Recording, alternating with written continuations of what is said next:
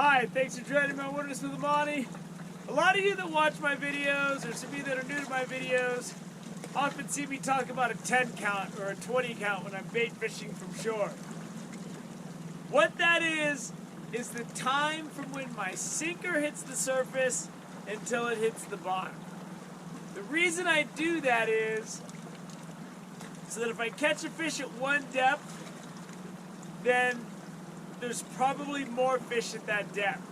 And that's when you see me fish spots when I'm bait fishing, where I say I really like this spot because I got a 30 count out far, I got a 20 count in closer, 10 feet right there, so I can fish a variety of different depths.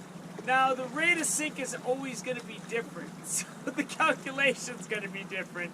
I'm using half-ounce slip sinkers here at Lake Tahoe. I usually use quarter-ounce sinkers or less in regular lakes and reservoirs, depending on the wind and how far I need to cast. So it's not like it's an exact measurement of what's going on. All it does is provides me with a frame of reference to where I'm catching fish. So if I'm getting everything in the 10 count, I'm going to make sure I'm continuing to cast the 10 count. The same goes for lures. If you're using a floating lure, it doesn't really matter because it's floating and then you're going to reel it in. But if you're fishing with a jig from a lake shore or a spoon or a spinner or anything that sinks, you always want to, when that lure hits the water, you want to count down and say, okay, I'm going to reel this in at a 15 count, and then hammer that 15 count for a while, and then maybe try the 25 count.